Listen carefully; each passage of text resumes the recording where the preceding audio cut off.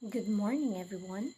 My name is Annalyn S. Binimerita, and this time I will present to you my comparative analysis of the countries: undeveloped Liberia, developing Kenya, and the developed country, which is the Finland. So this time we will discuss about Liberia. So why is it that Liberia is considered undeveloped country? So Liberia is considered an undeveloped country due to several factors, including a history of civic conflict, economic challenges, poor infrastructure, limited access to education and healthcare, and high poverty rates. These issues have hindered its development and progress compared to more developed nations. So this time we will discuss the historical background of education of the country Liberia. So first we have the pre-colonial era, second the colonial period, third the early republic, fourth the post-war two developments, the civic war's impact of education, the post-war reconstruction and modern era, and seventh, key figures in Liberia education and the current education system overview. So the pre-colonial era. So in pre-colonial era, we have the informal education. So informal education is the education was primarily informal, focusing on the transmission of cultural values, skills, and knowledge through oral traditions, storytelling, and apprenticeship. So in pre-colonial era, we have also the community and family rule. So elders and family members played a significant role in educating the youth about societal norms, survival skills, and cultural practices. Next, we have the colonial period, 1820 to 1847. We have the American Colonization Society, or ACS, established the colony of Liberia as a place for freed Americans. The ACS Christian missionaries played a crucial role in introducing formal education. And here is the first schools. So the first schools were established by missionaries focusing on basic literacy, religious instruction, and vocational training. Next is the early republic. So in early republic, in year 1847 and 1944, we have here the independence. Liberia declared independence in 1847, becoming Africa's first republic. And we have also the expansion of education. So efforts were made to expand educational opportunities, primarily benefiting Americo-Liberians, which is Americo-Liberians are the descendants of the freed African-American settlers. So next is, we have here the post-war II developments. So which is in year 1944 and 1980. So here they have already the economic growth. So post-war economic growth lead to increased investment in education, and the educational reforms, government policies aimed at expanding and improving the education system.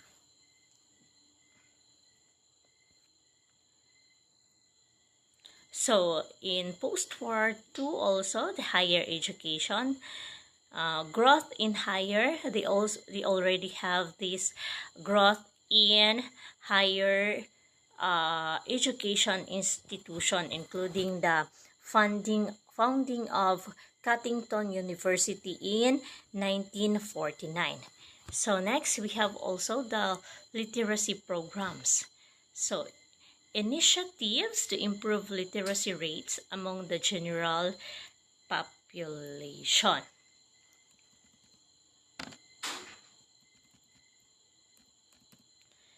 Next is the civic wars and impact on education. First civic war,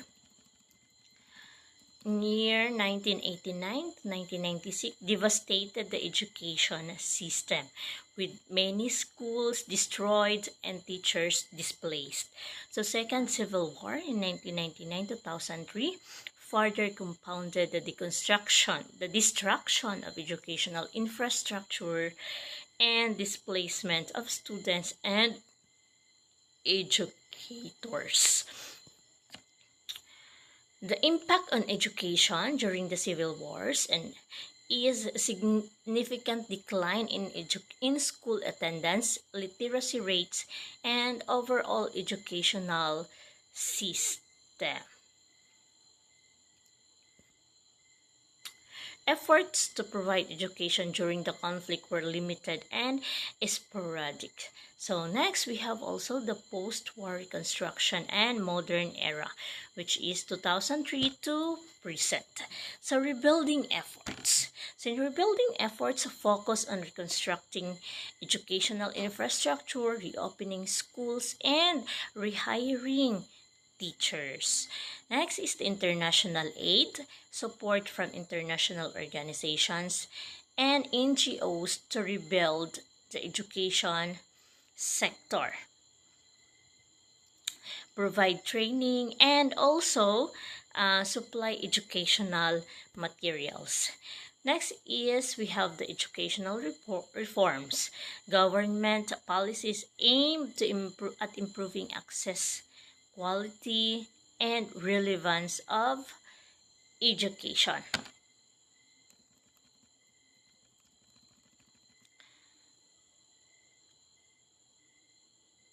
Including the implementation of free primary education. Next, we have the current challenges. Ongoing issues such as inadequate funding, insufficient infrastructure, teachers shortage, and disparities in access to education, particularly in rural areas. So here we have the modern successes in during the modern era is that the increase of enrollment rates, efforts to improve teacher training, and integration of technology in education. So we have here the key figures in Liberian education. So first we have here Edward Wilmot Blyden, which is advocate of African education and self-reliance. Also, we have Mary Antoinette Brown Sherman, first female president of the University of Liberia and a key figure in educational reforms. Lastly, we have William V.S. Tubman, President of Liberia, who implemented significant educational policies and reforms during his tenure. So here next we will discuss the geography of Liberia. So the location. First is location of Liberia. Liberia is situated in West Africa, bordered by Sierra Leone to the northwest, Guinea to the north, and Ivory Coast to the east. It also has a coastline along the Atlantic Ocean to the south. So the climate here is Liberia has a tropical climate with high temperatures and humidity throughout the year. There are two distinct seasons, a wet season from May to October and a dry season from November to April. So rivers, there are major rivers in Liberia, include the St. Paul River and the St. John River, which are important for transportation of agricultural products. So geography of next is we have the natural resources.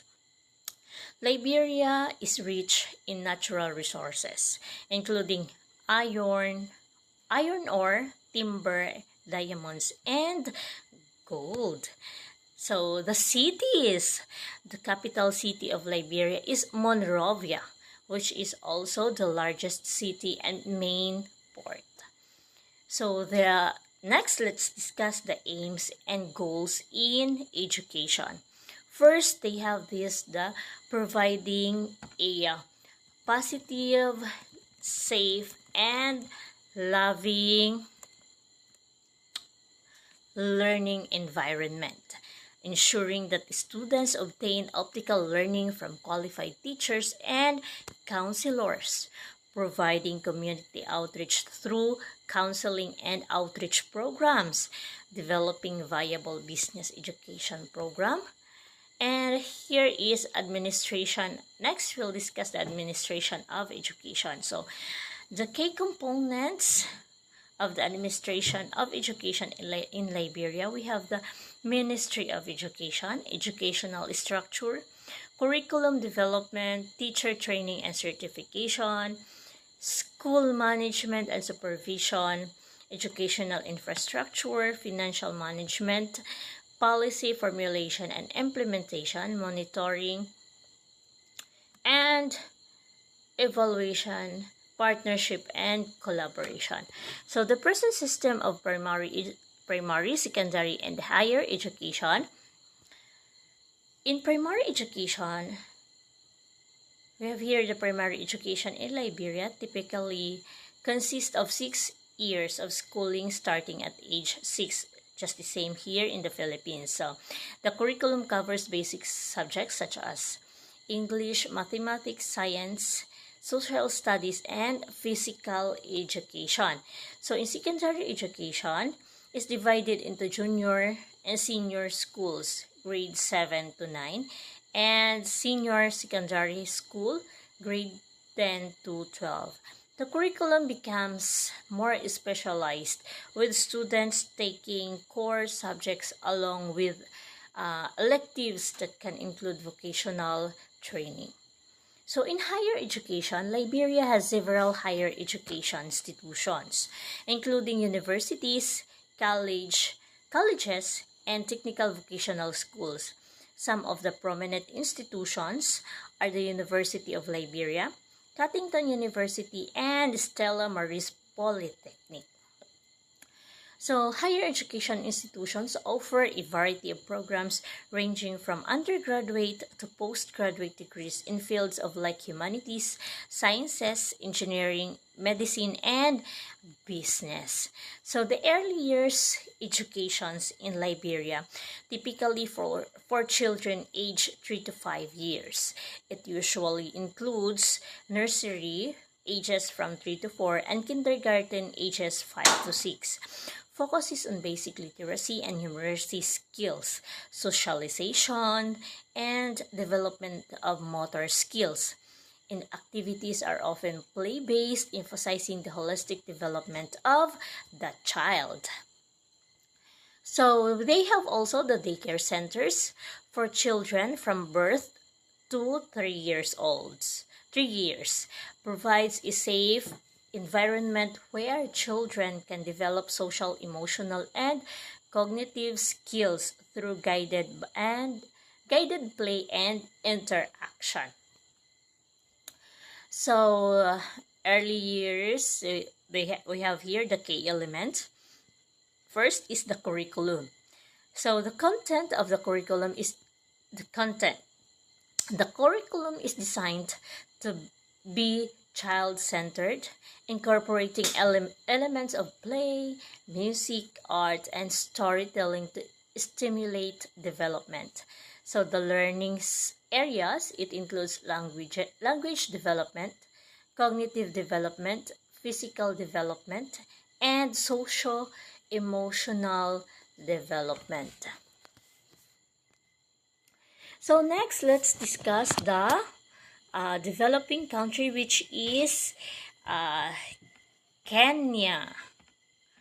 So Kenya is considered a developing country due to its moderate industrial base, growing economy, and improvements in infrastructure and education, despite facing challenges such as poverty, corruption, and unequal wealth distribution.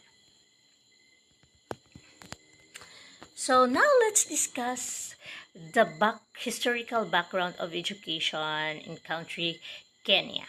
So first we have here the pre-colonial era. So indigenous education, informal learning. So education was informal and community-based, focusing on practical skills and cultural knowledge. Children learn through observation, imitation, and oral transmission from elders. So, skills taught, including farming, hunting, crafting, social norms, and values. It was tailored to the needs of the community and integrated into daily life. So, the colonial period, which is 1895 to 1963, introduction of formal education. So, missionary influenced Christian missionaries were the primary providers of formal education, establishing the first schools. The Church Missionary Society set up the first school in Rabai near Mombasa in 1846. So next is the colonial government involvement. So expansion of schools. The colonial government started establishing schools in early 20th century, but access was limited to Africans compared to Europeans and Asians. Various ordinances were enacted to regulate education, such as the Education Ordinance of 1924, which formalized the structure of education system.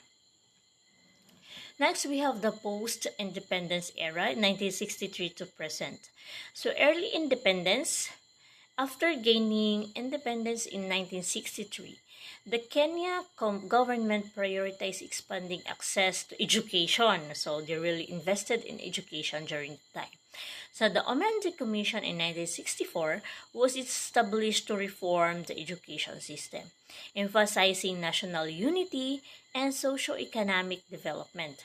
Introduced in 1974, aiming to make primary education accessible to all children.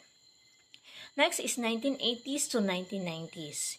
In 1985, the education system was restructured into 844 system, which means 8 years of primary, 4 years of secondary, and 4 years of university education, based on the Mackey Commission's recommendations. It aimed to provide a more practical and skills-oriented education.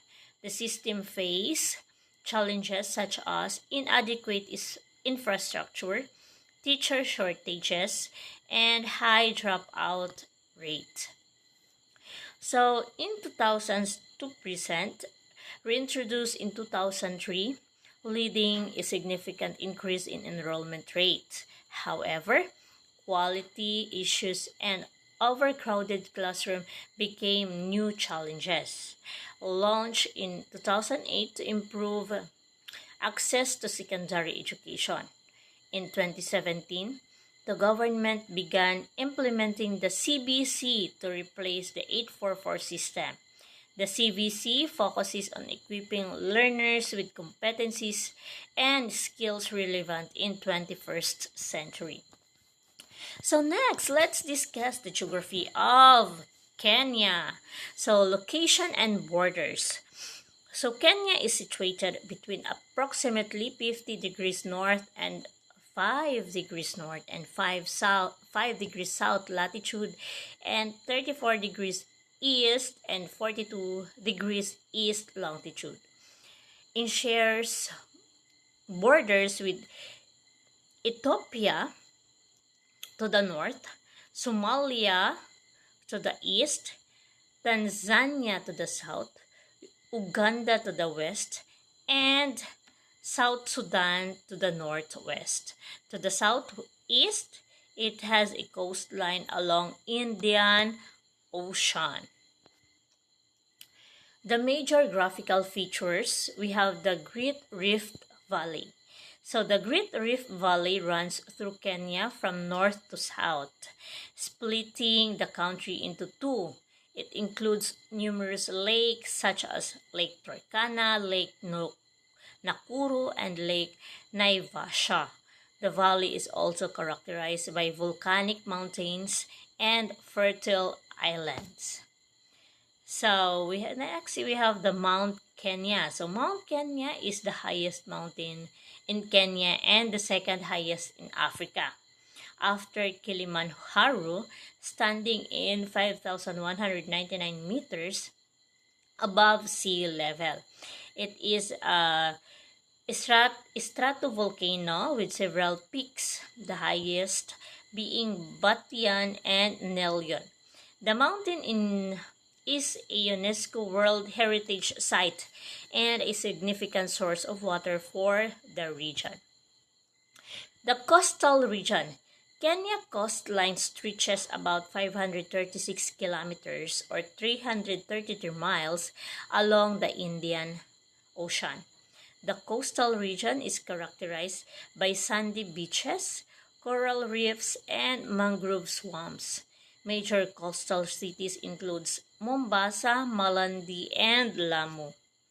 So next we have the major rivers and lakes. So Tana River, the longest river in Kenya, is stretching about 1,000 kilometers or 620 miles from Central Highlands to the Indian Ocean. The Athi Galana Sabaki River flow from the Central Highlands to the Indian Ocean, passing through Nairobi as the Athi River and continuing to the coast as the Galana River. So Lake Victoria, so the world's second largest freshwater lake by surface area, shared by Kenya, Uganda, and Tanzania. Kenya was a small portion in the western region near Kisumu. Lake Turkana, the world's largest permanent desert lake and the largest alkaline lake, located in the northwest part of the country. So the Rift Valley lakes include the Lake Nakuru, Lake Naivasha, and Lake Bogoria, known for their bird life, especially flamingos. So the climate in Kenya, they have the tropical climate. The coastal region had hot and humid with a tropical climate, experiencing significant rainfall throughout the year. Equatorial climate, central and western highlands, moderate temperatures with two rainy seasons, March to May and October to December. The highlands experience cooler temperatures due to elevation. So wildlife.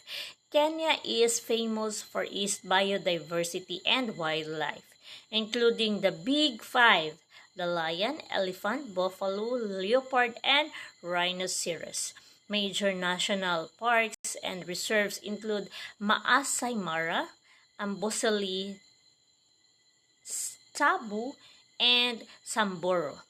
Natural resources includes agricultural land, minerals such as soda ash, fluorspar, and limestone, and geothermal energy.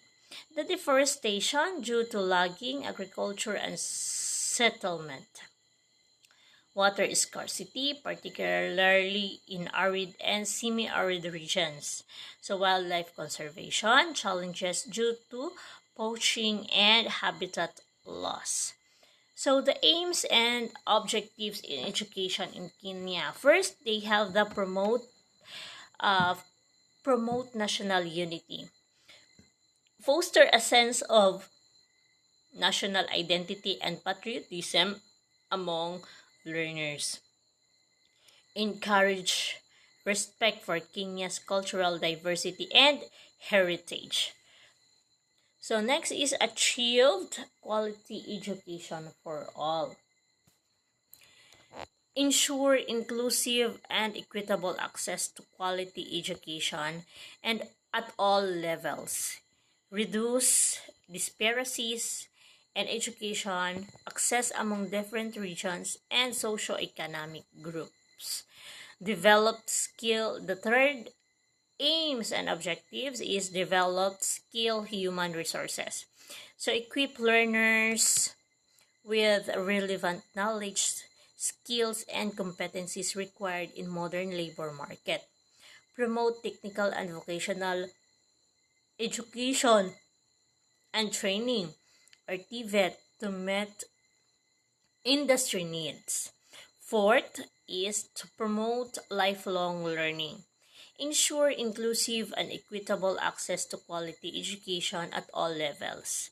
Reduce disparities in education access among different regions and socio-economic groups. Their fifth aim and objective is that promote moral and ethical values. Education in Kenya aims to instill moral and ethical values in students, encouraging them to become responsible, respectful, and ethical members of society. Next is support economic development. By providing skills and knowledge relevant to the job market, education supports economic development. This includes vocational training and promotion of entrepreneurship. Seventh, they have this encourage scientific and technological advancement. So education aims to promote scientific and technological literacy, encouraging innovation and the use of technology in various sectors of economy. Eight, they have this promote environmental awareness. An objective is to instill an understanding of environmental issues and the importance of sustainable development, encouraging students to take responsibility for the environment. So 9, they have this foster critical thinking and problem solving skills. So education seeks to provide critical thinking and problem solving skills, preparing students to navigate complex challenges in their personal and professional lives. 10, they have this promote physical and health education. Encouraging physical fitness and health education is the key objective, promoting the overall well-being of the students. Next is the gender equality. So education aims to promote gender equality, ensuring that both boys and girls have equal opportunities to access and benefit from educational resources. Next is the global competitiveness. So preparing students to compete in globalized world is an objective, emphasizing the need for the curriculum to meet international standards and equip students with relevant skills for global market. Next is the administration of education in Kenya. In national level, the Ministry of Education or MOE, the policy formulation. The Ministry of Education is responsible for formulating education policies, setting standards, and ensuring compliance with national goals. Curriculum development. The MOE oversees the development of implementation of national curriculum through the Kenya Institution of Curriculum Development or KICD. The funding and resource allocation. It allocates resources, manages the education budget, and ensures proper use of funds in the education. Next is the quality assurance. The Ministry is responsible for monitoring and evaluating the quality of education through bodies like Kenya National Examination Council or KNAC and the Directorate of Quality Assurance and Standards. The Kenya Institute of Curriculum Development or KICD KICD designs, develops, and reviews the national curriculum and learning materials. Teacher training. It also provides guidance and resources for teacher training programs to ensure effective curriculum delivery. Next is the Teacher Service Commission or TSC. Teacher management is here. The TSC is responsible for the recruitment, deployment, remuneration, and professional development of teachers. Disciplinary control. It handles disciplinary issues involving teachers and ensures adherence to professional standards. So in country level, we have the Country Education Boards or CEB. Implementation of policies. CEBs are responsible for implementing education policies and programs at the country level. Resource management. They manage resources allocated to education within the country and ensure equitable distribution. Monitoring and evaluation. CEBs monitor and evaluate the performance of the schools within their jurisdiction and report to the Ministry of Education. Though in local level, the sub-country education offices, school supervision, these offices supervise the implementation of education policies and the sub-country level. Support services, they provide support services to schools including inspection and professional development for teachers. And in local country, we also the School Boards of Management or BOM, the governance and leadership. So BOMs provide governance and leadership at the school level, ensuring the proper management of school resources and adherence to policies. Do the community engagement, they engage with local community and parents to promote educational development and address local needs. So we have also the other stakeholders, the non-governmental organizations or NGOs and private sectors and development partners. So next we have the present system of primary, secondary, and higher education in Kenya. So the primary education. So here is grades 1 to 6 or 6 years for children age 6 to 11 years, focusing on broad-based curriculum that includes languages, mathematics, science, social studies, and creative arts. Students are assessed through continuous assessment tests or CUTs rather than high-stakes exams. So the lower secondary education, grades 7 to 9, 3 years for students aged 12 to 14 years. This age offers a broad curriculum but begins to introduce some specialization, allowing students to explore different subjects in greater depth. Upper secondary education is grade 11 to 12, 3 years for students aged 15 to 17 years. Students choose subjects based on their career interests, talents, and abilities. The curriculum includes core subjects and elective subjects, enabling students to specialize in areas such as sciences, humanities, technical subjects, and vocational training. Next, we have the tertiary and higher education. So in tertiary education or technical and vocational education and training, TVET, diploma courses typically take 3 years to complete and are offered by technical training institutes and polytechnics. In tertiary, they have also the certificate courses. Usually take 1 to 2 years to complete, focusing on practical and technical skills for various trades and professions. And higher education, undergraduate degree programs offered by universities. These programs typically take 4 years to complete. Field of study include arts, sciences, engineering, medicine, law, and more. So in higher education also, they have the postgraduate degree programs, include master's and doctoral degrees.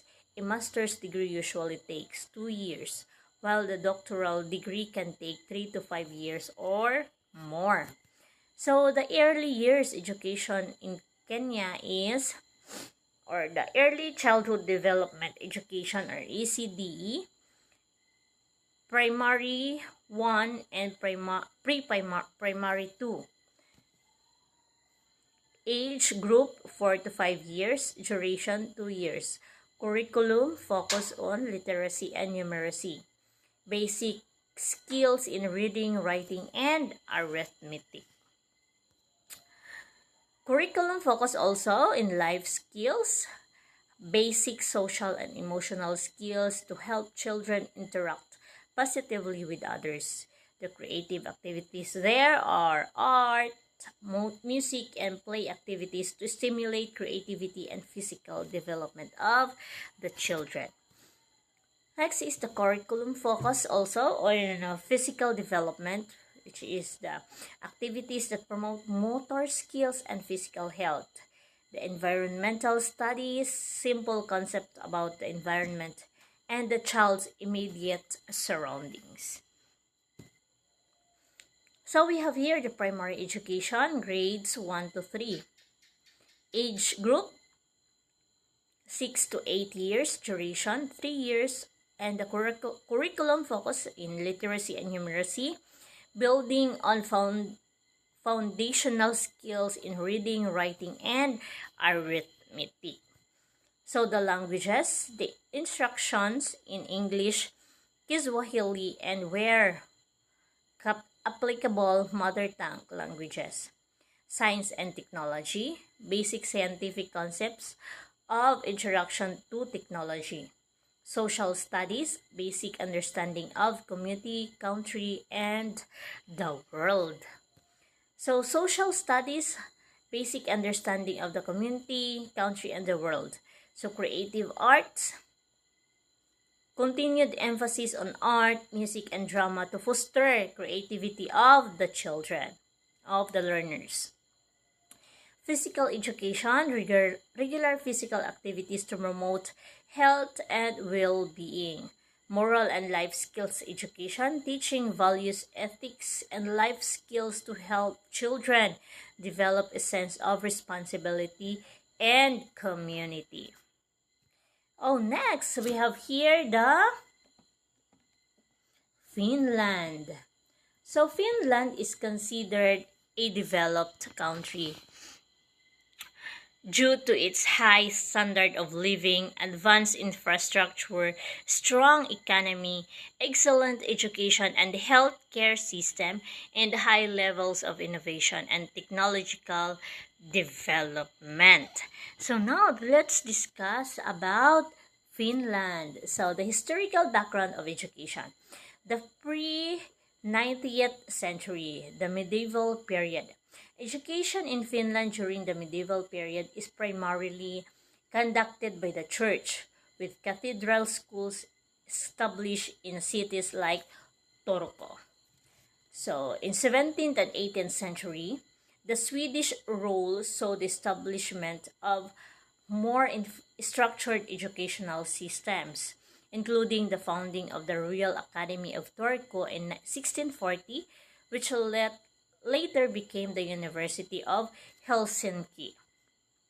So in 19th century, in 1809, Finland became an autonomous Grand Duchy under Russian rule, leading to significant reforms in education. In 1866, The Elementary School Act was passed. So this early as 80s, they already have these elementary schools. So establishing a national elementary school system and making education more accessible to general population. In 1872, the first teacher training college was established to improve the quality of education. The early 20th century. In 1817, Finland gained independence from Russia, which spurred further educational reforms. So in 1821, the Compulsory Education Act was enacted, making education mandatory for children aged 7 to 13. So post-World War II, Finland focused on rebuilding and improving its education system, emphasizing equal access to education for all children. 1960s, the comprehensive school system, Peruskolo, was introduced, replacing the previous parallel system of grammar schools and vocational schools. This reform aimed to provide equal educational opportunities for all students. In mid-year and late 20th century, in 1972, the Comprehensive School Act was passed, and the new system was fully implemented by 1977, offering 9 years of basic education for all children. 1979, teacher education was reformed, requiring all teachers to have master's degree.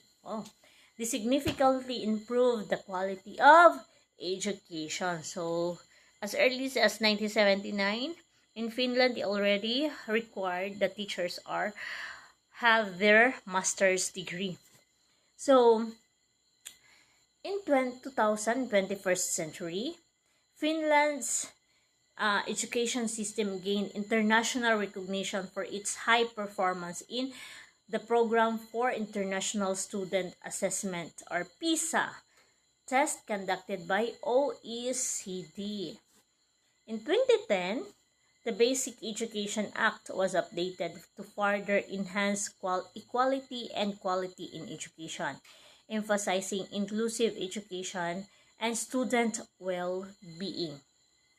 In 2016, a new national curriculum was introduced, focusing on 21st century skills such as critical thinking, creativity, and digital literacy. So in geography of Finland. So now let's discuss the geography of Finland. So location and borders. So latitude and longitude. Finland lies between approximately 60 degrees north, 70 degrees north latitude, and 20 degrees east and 32 degrees longitude. Borders west, Sweden, north, Norway, east, Russia, south, Gulf of Finland, across which lies Estonia, and southwest, Baltic Sea. So the physical features. Land area. Total area about 338,455 square kilometers, making it the 8th largest country in Europe. Population density, one of the lowest in Europe, with large areas of uninhabited or sparsely populated land. Second is topography, flat and low-lying. Most of the country is flat and gently rolling. So the highest point, we have the Halti, located in the far north near the Norwegian border, rises to 1,324 meters or 4,344 feet. Lakes and rivers. So, lakes, Finland is often called the land of the thousand lakes, though it actually has around 188,000 lakes. The largest is Lake Saimaa, Rivers. Major rivers include the Kimijoki, the North, and the Vokski, which drain Lake Saima into Russia. So the archipelago, southwest coast. The archipelago sea part of the Baltic Sea has the world's largest archipelago in terms of number of islands. The Åland Islands, the autonomous region, are part of this archipelago. The climate. So the general climate in Finland has a temperate climate, but it varies significantly from south to north. And southern Finland experiences a mix of maritime and continental climate with warm summers and cold winters. In northern Finland, subarctic climate with long, harsh winters and short, mild summers. Seasonal variations. So midnight sun in summers are areas above the Arctic Circle experience continuous daylight for several weeks. Polar night in winter. These same areas have periods where the sun does not rise above the horizon. So the forest, the natural resources, the forest, timber is a significant natural resource, supporting a strong forestry industry. Minerals, Finland has deposits of minerals like copper, nickel, iron ore, and gold. Water is also abundant freshwater resources from its numerous lakes and rivers. So here we will discuss the aims and objectives in education in Finland. So the broad aims of education. First, we have the holistic development. Promote the overall development of students, including the cognitive, emotional, social, and physical growth. Second is the lifelong learning. Foster a love for learning and equip students with the skills and mindset necessary for continuous personal and professional development throughout their lives. Third, they have the civic responsibility. Prepare students to be informed, responsible, and active citizens who contribute positively to society. Fourth, we have the economic competence. Provide students with the knowledge and skills needed to participate effectively in the workforce and adapt the changing economic condition. Fifth, we have the cultural awareness. Encourage appreciation and understanding of diverse cultures, promoting respect, tolerance, and global citizenship. Six, we have the moral and ethical values. So instill moral and ethical values, helping students develop a sense of integrity, empathy, and social justice. Seventh, we have here the innovation and critical thinking. Encourage creativity, innovation, and critical thinking to solve complex problems and drive societal progress. So the specific objectives of education, we have the academic achievement. So develop literacy and numeracy skills to high standard. Ensure proficiency in key academic subjects such as science, mathematics, languages, and social studies. Promote critical thinking, analytical skills, and the ability to synthesize information. Next, we have the social skills. So, developed effective communication and interpersonal skills. Promote teamwork, cooperation, and collaboration. Teach conflict resolution, leadership, and community engagement. Next, we have the personal development. Encourage self-awareness, self-discipline, and self-confidence. Foster emotional intelligence, including empathy, resilience, and stress management. Support physical health through sports, physical education, and healthy lifestyle choices. Next, we have here the vocational and technical skills. Provide practical and technical skills relevant to various professions and trades.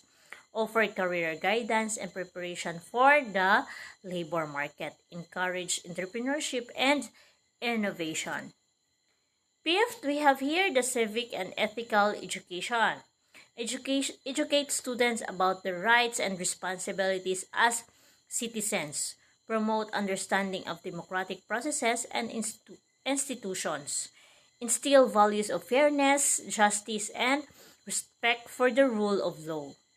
Cultures. Next, we have here the cultural and artistic expression. So here, encourage participation in cultural and artistic activities. Develop appreciation for literature, music, visual arts, and performing arts. Fostering creativity and artistic talent. Seventh, we have here the environmental awareness. Promote understanding of environmental issues and sustainable development. Encourage conservation and responsible use of natural resources. Teach students to take action to protect and improve the environment. Technological literacy, so equip students with digital skills and technological proficiency. Promote safe and ethical use of technology. Encourage innovation and adaptability in the use of new technologies. So here is the administration of education. So in national level, we have here the Ministry of Education and Culture. So Ministry of Education and Culture is responsible for setting national education policies, strategic planning, and legislative frameworks. It allocates funds to municipalities and higher education institutions and ensures the efficient use of resources.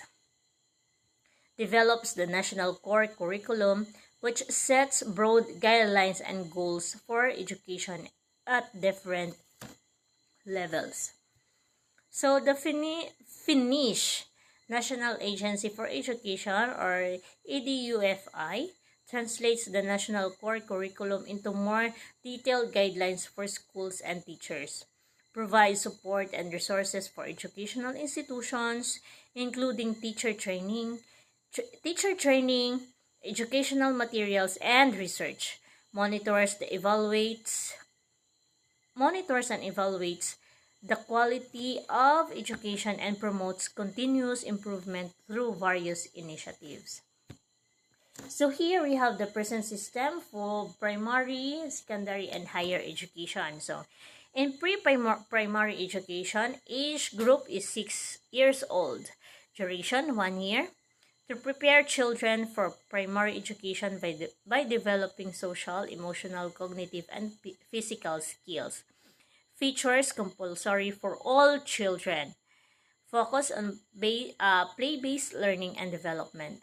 Provided free for charge by municipalities. So the primary education is grades 1 to 6, age group 7 to 12 years old, duration 6 years. So the objective of primary education is to provide a broad-based education that covers basic academic subjects, social skills, and physical development.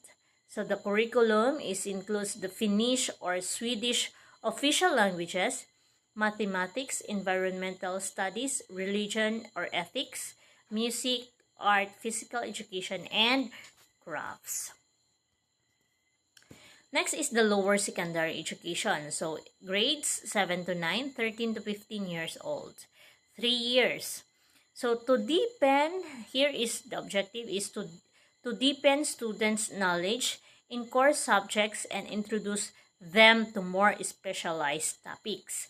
So the curriculum builds on primary education with educational subjects like biology, geography, physics, chemistry, history, and social studies, and foreign languages. Then the upper education, we have here the general upper education, LUCU. Duration, 3 years. Age group, 16 to 18 years old. So the objective here is to prepare students for higher education and the matriculation examination. So curriculum offers a flexible curriculum with mandatory and elective courses in subjects like languages, mathematics, sciences, humanities, and arts. So the upper secondary education, also the vocational education and training or VET, duration 3 years, age group 16 to 19 years old. Objective, to provide practical skills and qualifications for various trades and professions.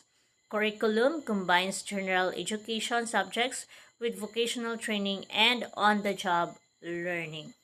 So in higher education or in universities, the objective here is to provide academic education and conduct research.